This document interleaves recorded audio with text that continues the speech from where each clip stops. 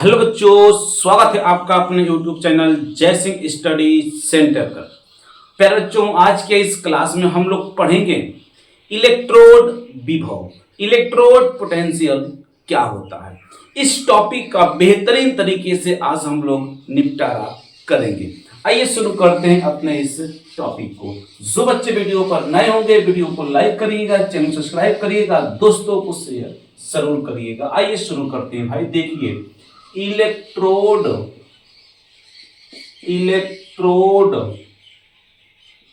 विभव, इलेक्ट्रोड विभव, इसे कहेंगे इलेक्ट्रोड पोटेंशियल किसे कहते हैं। ठीक है भाई, चलिए आइए देखते हैं इस अपने प्यारा सा टॉपिक को।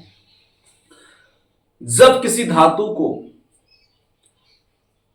धातु के जलीय लवणीय विलयन में डुबो दिया जाता है। क्या कहते हैं बाबू? जब किसी धातु को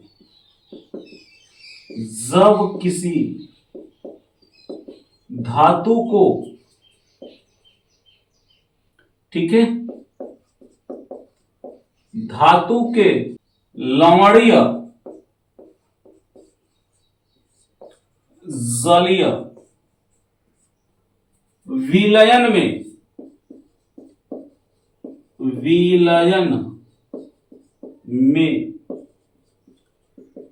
डुबो दिया जाता है तो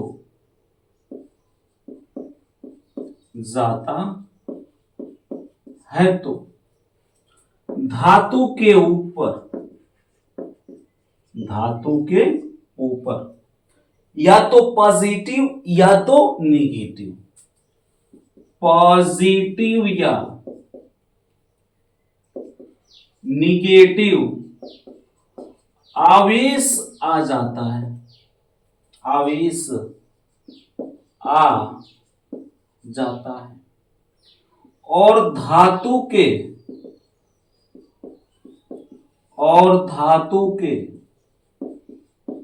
विपरीत आवेश विलयन में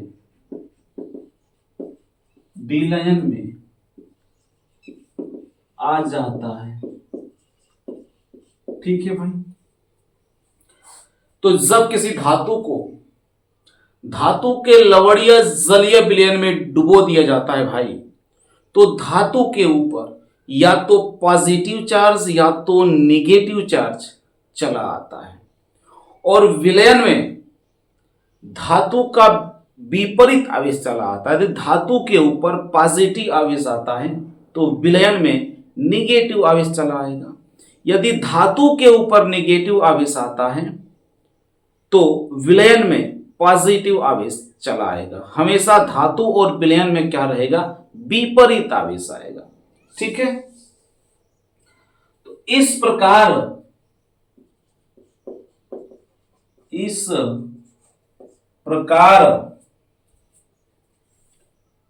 धातु एवं विलयन के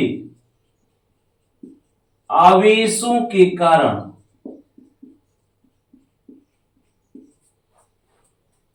एक विभव या एक वोल्टेज उत्पन्न होता है, वोल्टेज उत्पन्न होता है जिसे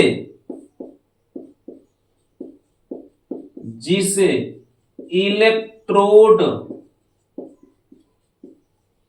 विभव कहते हैं। क्या कहेंगे भाई? इलेक्ट्रोड विभव कहते हैं।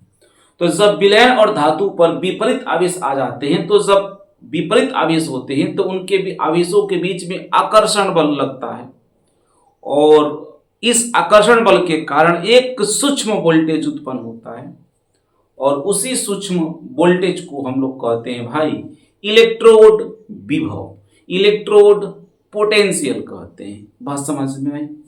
अब जो ये इलेक्ट्रोड विभव होता है ये दो प्रकार का होता है। ठीक है। जो इलेक्ट्रोड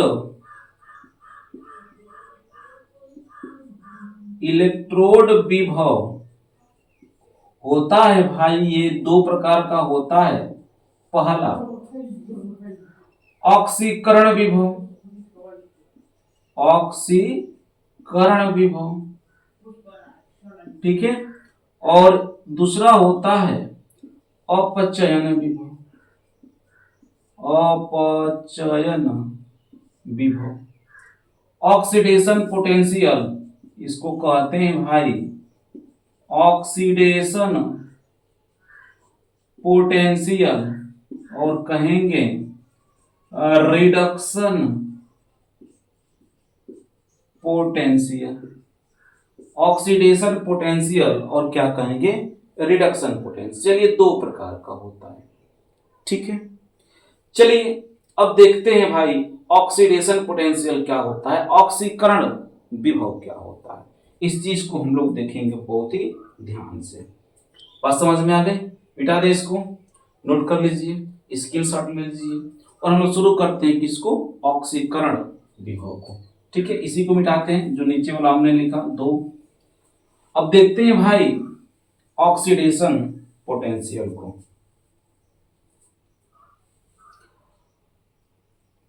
पहला पॉइंट ऑक्सीडेशन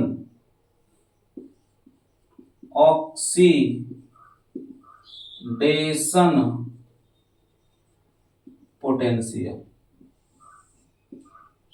ठीक है। यदि धातु का ऑक्सीकरण होता है तो जो विभव उत्पन्न होता है उसे हम लोग क्या कहते हैं, ऑक्सीडेशन पोटेंशियल कहते हैं। यदि धातु का ऑक्सीकरण होता है, ऑक्सीकरण होता है तो जो विभव उत्पन्न होता है, उत्पन्न होता है उसे ऑक्सीकरण विभव, ऑक्सीकरण विभव या ऑक्सीडेशन पोटेंशियल कहते हैं, पोटेंशियल कहते हैं, पोटेंशियल कहते हैं, ठीक है भाई। चलिए आइए देखते हैं एक इसको फिगर से। यदि हमारे पास ये कोई विलयन है और इसमें हमने एक धातु ले लिया है, धातु एम मेटल है ना, एम के स्थान पे कोई भी धातु हो सकता है। यदि इसका नेचर क्या है, इस धातु का नेचर ऑक्सीड्यूसिंग का है, मतलब कि इसका जो नेचर है कि यह ऑक्सीकरण होगा। क्या होगा, ऑक्सीकरण। नेचर का मतलब टेंडेंसी, क्या होता है भाई, टेंडेंसी। इसकी जो टेंडेंसी है, इसका जो नेचर है, इसकी जो प्रकृति है इस धातु का, ऑक्सीकरण की है। और ये इसमें क्या है, विलयन है, लवणीय विलयन है। जब धातु का ऑक्सीकरण होगा भाई तो धातु क्या करता है, तो धातु का जब ऑक्सीकरण होगा तो M कोई धातु है, और जब ऑक्सीकरण होगा तो M के ऊपर N चार्ज आएगा, और N चार्ज का मतलब कि अपने का ग्रहण करेगा N इलेक्ट्रॉन, तो फिर ये बैलेंस होगा। N का मतलब कि कोई नंबर होगा, यदि एक इलेक्ट्रॉन त्यागता है तो N का मान 1 होगा, 2 त्यागता है तो N का मान 2 होगा, 3 त्यागता है तो N का मान 3 होगा। जैसे यदि हम कॉपर को लेते हैं और कॉपर का ऑक्सीड्यूसिंग होता है, ऑक्सीकरण होता है, और कॉपर पर 2 चार्ज आता है तो यहां पर 2 इलेक्ट्रॉन आपको क्या करना पड़ेगा, लिखना पड़ेगा। ठीक है, ये किसके लिए है, ऑक्सीडेशन पोटेंशियल के लिए। मतलब क्या होगा भाई कि इस धातु होगा, धातु से धन आवेश बाहर निकलते हैं। क्या निकलेंगे भाई, धातु से धन आवेश बाहर निकलेंगे और ये यहां से गिरेंगे किसमें, विलयन में। ठीक ना, धातु से जो धन आवेश है वो टूट टूट कर ऑक्सीकरण होंगे और ये कहां आएंगे, विलयन में आएंगे। ठीक है भाई, जब ये विलयन में आएंगे तो इस धातु के ऊपर भाई कौन सा आवेश आता है, पॉजिटिव आवेश आता है। धातु के ऊपर कौन सा आवेश आ जाएगा, पॉजिटिव आवेश आ जाएगा। और जब ये पॉजिटिव आवेश आ जाएगा तो जो विलयन में इलेक्ट्रॉन था, विलयन में क्या था भाई, इलेक्ट्रॉन था, जो ऋण आवेश बनेगा उस ऋण आवेश को अब ये धातु क्या करेगा, अपने ऊपर खींच लेगा, अपने ऊपर खींच लेगा और इसके ऊपर क्या आ जाएगा, ऋण आवेश चला आएगा। धातु के ऊपर क्या आ जाएगा भाई, ऋण आवेश चला आएगा। तो अब ये प्रोसेस, अब जो इन ऋण आवेश और धन आवेश के आकर्षण के कारण जो विभव उत्पन्न होगा उसी विभव को हम लोग कहेंगे ऑक्सीकरण विभव। ठीक है, अब ऐसा नहीं है भाई कि हर एक जो ऑक्सीडेशन पोटेंशियल होता है वह नेगेटिव भी हो सकता है या केवल पॉजिटिव होगा। वो निर्भर करता है, ठीक ना, वो निर्भर करता है कि धातु कौन सा है ना। कॉपर का यदि ऑक्सीकरण होगा तो वह ऑक्सीडेशन पोटेंशियल बनाएगा, यदि कॉपर का अपचयन होगा तो वह रिडक्शन पोटेंशियल बनाएगा। बात समझ में आई, टेंडेंसी पर, नेचर पर निर्भर करता है कि उसका ऑक्सीकरण हो रहा है कि अपचयन हो रहा है। बात समझ में आ गया भाई, बताइए। तो ये तो क्या हो गया, ऑक्सीकरण हो गया, ऑक्सीकरण पोटेंशियल हो गया। ठीक है ना, चलिए आइए देखते हैं अगला हम लोग को क्या चीज होगा। ऑक्सीडेशन पोटेंशियल तो हुआ, आपको समझ में आया कैसे बनता है, क्या होता है। अब देखते हैं भाई रिडक्शन पोटेंशियल, क्या देखते हैं, रिडक्शन पोटेंशियल देखते हैं।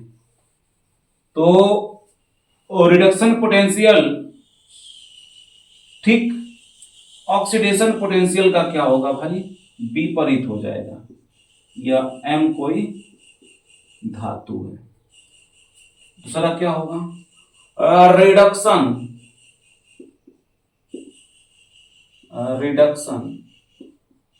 पोटेंशियल।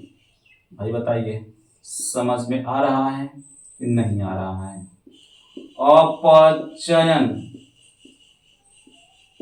विभव, क्या हम लोग कहेंगे भाई, अपचयन विभव। बात समझ में आई, बताइए। अपचयन विभव में क्या होगा कि जब धातु का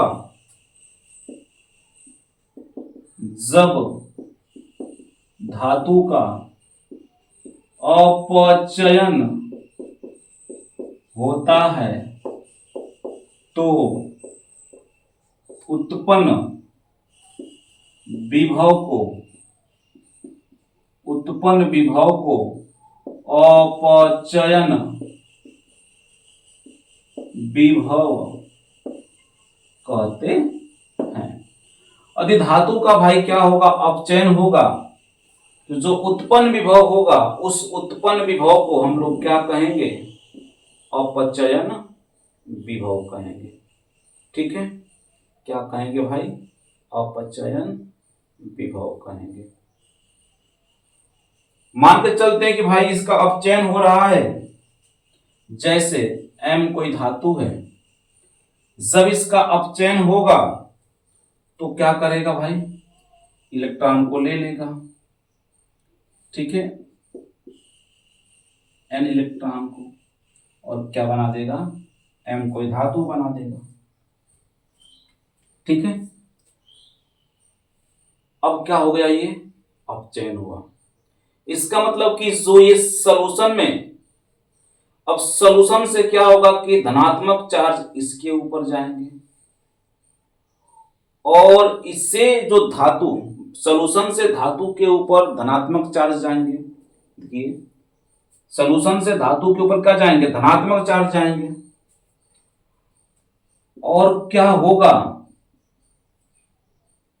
कि जो ऋणात्मक चार्ज होंगे इस इलेक्ट्रोड के आसपास जो होंगे एकत्रित हो जाएंगे।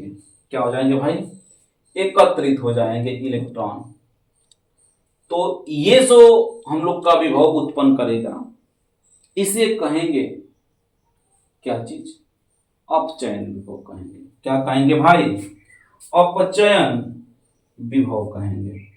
ठीक है, तो जब धातु का क्या हो जाएगा, अपचयन होगा बाबू, तो उत्पन्न विभव को अपचयन कहेंगे। और जब ऑक्सीकरण होगा तो जो उत्पन्न विभव होगा उसको ऑक्सीकरण विभव कहते हैं। ठीक है, हमेशा याद रखिएगा भाई कि जो ऑक्सीकरण विभव है वह न तो हमेशा नेगेटिव होगा और न तो हमेशा पॉजिटिव होगा, ऐसा कोई कंसेप्ट नहीं है। या जो अपचयन विभव है वह हमेशा या तो पॉजिटिव या तो नेगेटिव होगा, ऐसा कोई कंसेप्ट नहीं है। ये टेंडेंसी पर निर्भर करते हैं कि किस धातु का ऑक्सीकरण विभव पॉजिटिव होगा और किस धातु का ऑक्सीकरण विभव नेगेटिव होगा। मतलब यहां पर इसका टेंडेंसी क्या है बताइए, यहां पर इसका टेंडेंसी है किसका, ऑक्सीकरण का ना होकर के किसका है, अपचयन का टेंडेंसी है। अर्थात ये जो धातु ऐसा इसका क्या हो रहा है, अपचयन हो रहा है। बात समझ में आई। तो ये दो आपके विभव देखें, रिडक्शन पोटेंशियल और ऑक्सीडेशन पोटेंशियल। ठीक है, आइए देखते हैं कुछ इंपॉर्टेंट बातें कि किन किन बातों पर निर्भर करता है। ठीक है, मिटा दें, चलिए देखते हैं।